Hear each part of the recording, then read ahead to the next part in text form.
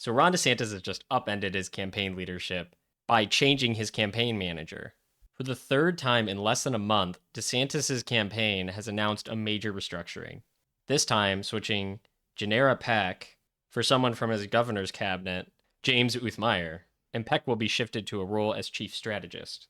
According to Politico, the move comes just weeks after the DeSantis campaign and close advisors insisted that Peck's job was secure, even after the team shed a third of its staffers amid a budget crunch and concerns about the direction of the operation. So yeah, DeSantis' campaign is in freefall. It really is. He's plunging in the numbers. He's got no direction, no solid message. He can't compete with Trump. And he doesn't have the vibrant enthusiasm of Vivek. And this is just another move by his campaign to try something, to switch things up, to find some solution to their, quote, slump in the poll numbers. Even though it's not a slump, it's just obvious that DeSantis has made a terrible mistake.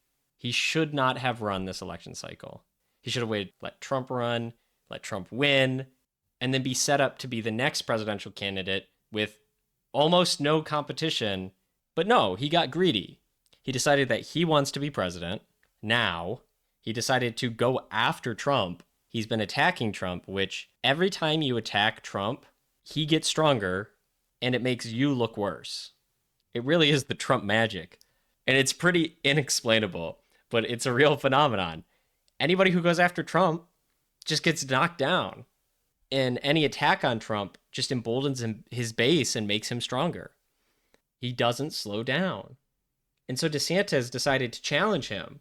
And this is also during a time when people are concerned about the Republican Party fracturing.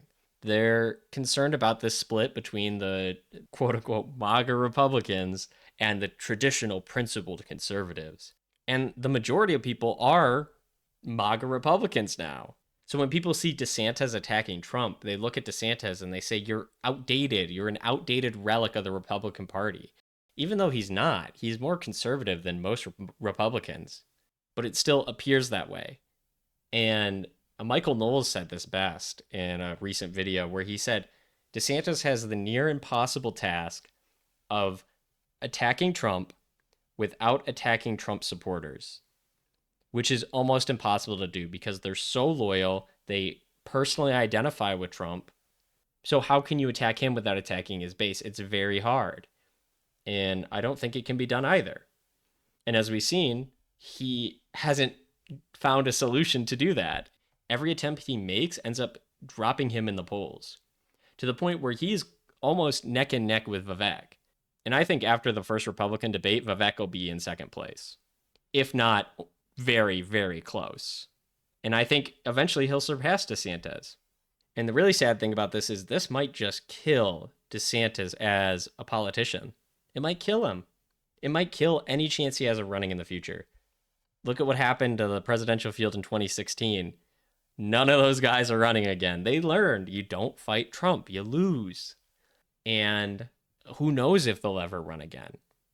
That's the risk of fighting Trump is he beats you so badly you never recover. You just fade into nothingness in the political scene. And that's what's going to happen to DeSantis. His greed cost him his future political aspirations. At least in my opinion. I think that's what will come to pass because I think young people like Vivek who are siding with Trump and saying, hey, Trump's really good. He did a good job. I'm going to take over from here. I think I know the issues of the young voter better. I think I know the issues our country faces a little bit more in depth. I'm going to build upon what he's done. I'm going to go off the shoulders of giants and continue his legacy. But DeSantis says, no, Trump's bad. Everything he's done is bad. We need to just be a totally new Republican Party. And it doesn't work because you don't get his base that way. And Trump has been rising in the polls as DeSantis has been falling, the exact opposite of what they thought would happen. And there's no brakes on this train, it seems. So I feel almost bad for DeSantis because I saw this coming the whole time. It's like watching a train wreck in slow motion. You can't look away. You can't stop it. And it almost feels worse because you just can't get it over with. So I think this is just another desperate attempt. I don't think it'll do anything. And they're almost playing musical chairs with people's positions to see if anybody can make this work. But I don't think he has somebody on his team who's really telling him the truth. They're telling him he can win if he does this and this and this.